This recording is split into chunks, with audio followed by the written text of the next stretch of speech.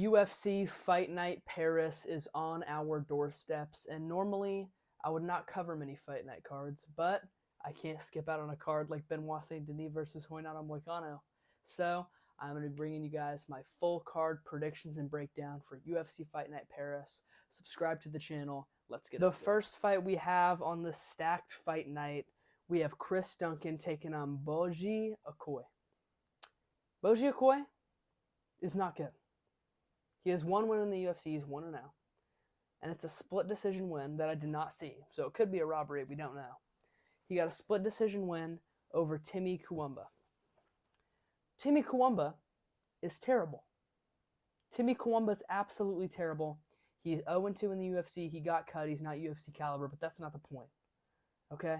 The point is, the guy that barely beat him is not that good either. So Boji Okoye is taking on Chris Duncan. Chris Duncan's 2-1 in the UFC, and his only loss is to Manuel Torres, which is not a bad loss, as we know. He's 3-1 in the UFC. Manuel Torres is a dog, okay? Manuel Torres is a real dog. And he was hurting Ignacio Bahamondes bad in that fight. He did just get caught a couple times pretty clean. But I think Chris Duncan's going to get him, man. Chris Duncan, he's 2-1 in the UFC. His 2 wins are by actual real good domination.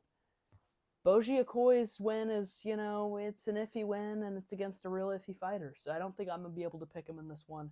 I don't think I've seen enough of him. I can't pick him. Give me Chris Duncan by decision. Next up, we have Victor Ultramanano. I don't know how to say his last name. Taking on Daniel Barriz. Daniel Barriz is... I'm not going to say that he's good or he's not good, but he's 0-1 in the UFC, and his 1 loss is by finish. First round finish. Okay, he got destroyed by Andre Filo. In the first round, got subbed in 3 minutes. It was bad. Okay, he got completely mopped up. He's taking on Victor Almahan Trio. He's taking on Victor. Okay, I don't know why I can't say his last name, but Victor, he just took Felipe Dos Santos to a razor close fight. Felipe Dos Santos is a good fighter. He's proven that. He is decent. Okay, he's not that bad at fighting. He is a very good prospect. Very flashy, right? Took Manel Kape to a very razor close decision. I don't think he won, but it was a very close fight. And this guy, Victor, debatably beat him, right? Victor, he has 2 wins in the UFC. He is 2-3. It's not the best, but he knocked out Daniel Lacerda. He destroyed Vinicius Oliveira. Vinicius Oliveira is a decent fighter, okay? He seriously is a pretty good fighter. So, hey, I think Victor's going to get it done. Daniel Barriz, he's not proven. He's not proven to be anything decent. His 1 fight in the UFC, he got destroyed. Victor, I actually feel like that there's some hope in that guy. Okay? So I'm going to take Victor by a 1st or 2nd round KO. Next up, we have Varia Zalistiakova taking on Eileen Perez. I don't even care about this fight. I don't care at all. Eileen Perez, she is a submission artist, and she's an OnlyFans model. Varia Zalistiakova, she's 1-0 in the UFC. She beat up Montserrat Rendon, and she actually is a pretty decent fighter. But Eileen Perez is way more proven. She's proven to be able to beat decent levels of competition. She actually has a tool bag in her game. She's a submission threat. She actually is pretty good on the ground. So I am going to take Eileen Perez by submission, and hopefully it ends in the 1st round because I do not want to have to sit through 15 minutes of this Next fight. Up, we have Ludovic Klein taking on Roosevelt Roberts and UFC. What are you doing? What is this matchmaking from the UFC? Roosevelt Roberts is screwed in this fight. Ludovic Klein is going to mop him up. For however many minutes this fight goes, or even seconds, Ludovic Klein's going to win every single second of it, okay? I'm picking Ludovic Klein by KO in the 1st round. Or submission finish. 1st round finish, Ludovic Klein, lock it in. This is absolutely pathetic matchmaking from the UFC. Next up, we have Da Woon Jung taking on Umar Sy. And wow, do I sometimes gotta feel bad for Da Woon Jung, because he has been dealt a terrible card in the UFC. First, in his first 5 UFC fights, he goes on a 5-fight unbeaten streak. Then, after that, they give him Dustin Jacoby, Devin Clark, which that is kind of a bad loss, Carlos Ulberg, and now Umar Sy. I mean, just absolutely great up and coming prospects when they're on the rise. I mean, I got to feel for him sometimes because he's about to be on a 4-fight losing streak when he's not that caliber. Okay? He is not that caliber. He is better than a 4-fight losing streak, but he's got to be on a 4-fight losing streak because Umar Sy is legit. Umar Sy is a smaller Cyril Gane in every single way. He's an absolute great striker, and I think that he's going to piece apart Da Woon Jung on the feet. All right? I don't think he's going to be able to knock him out, but I do think that he's going to dominate Da Woon Jung. Maybe even a 10-8 in there.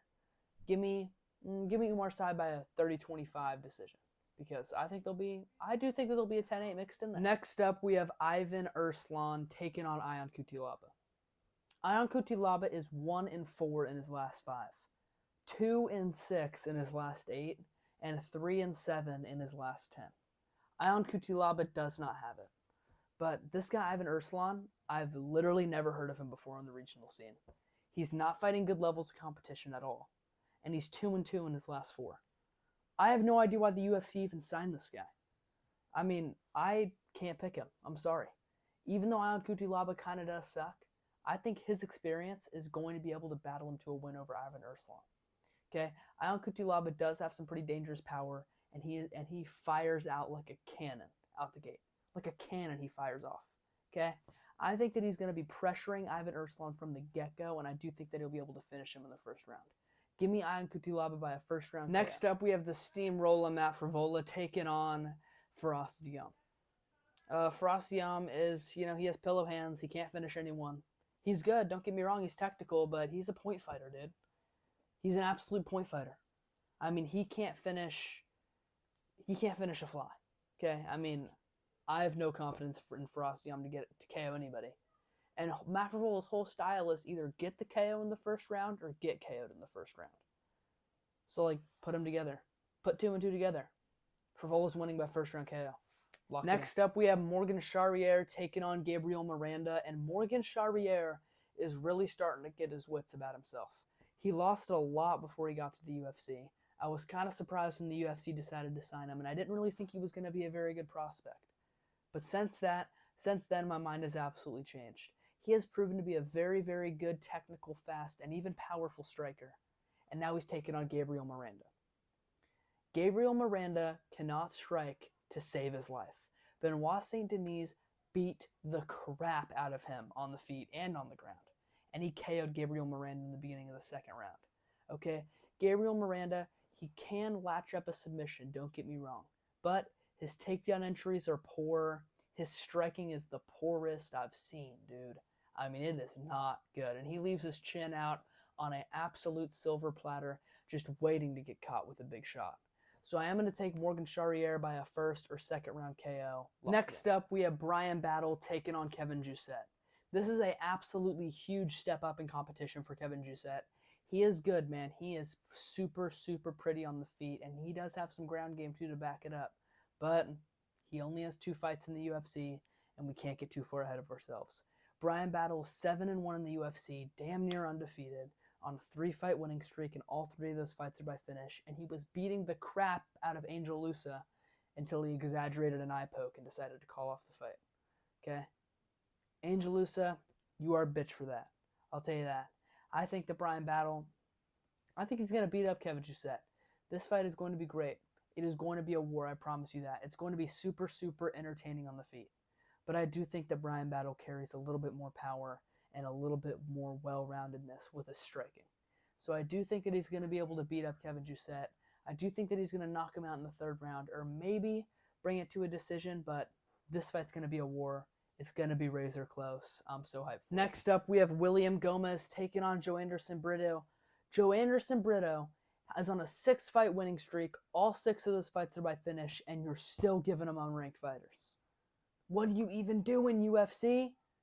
Give Joanderson Brito a ranked fighter. He's going to walk through William Gomez. Okay? William Gomez missed weight in his last fight. Or actually, no, he didn't. No, he didn't. He weighed in like 3 pounds underweight. And looked so bad on the scale, and he looked so bad in his last fight. William Gomez, he's not legit, man. I used to think that he was.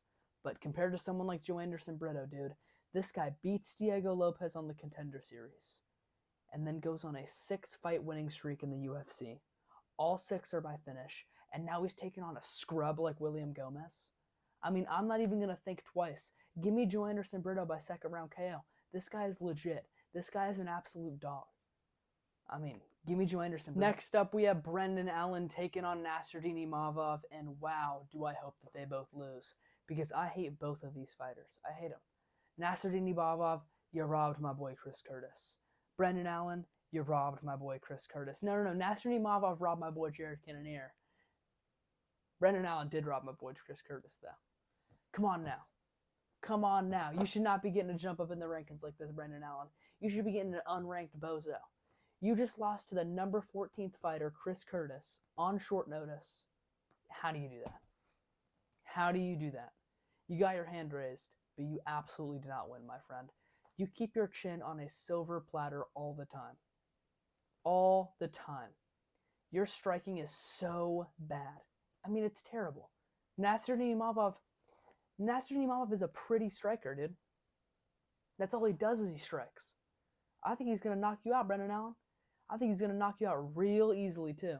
First or second round KO, Nasruddin Imavov, no more talking, lock it. Next up, we have the main event, an absolute banger of a main event. We have Benoit Saint Denis taking on Renato Moicano. For the longest time, I had Benoit Saint Denis winning this fight. I was set on it. I said, oh yeah, Benoit.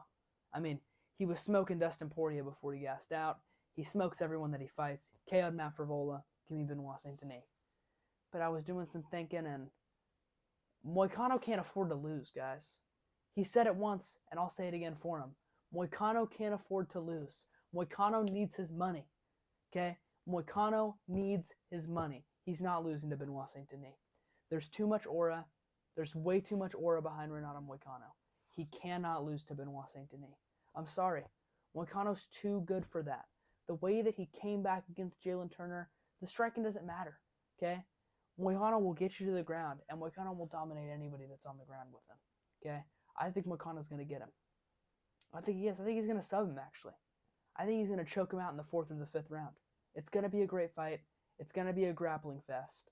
But there's going to be some real high-level scrambles, some real high-level wrestling. But I do think that Moicano's going to get the better of him.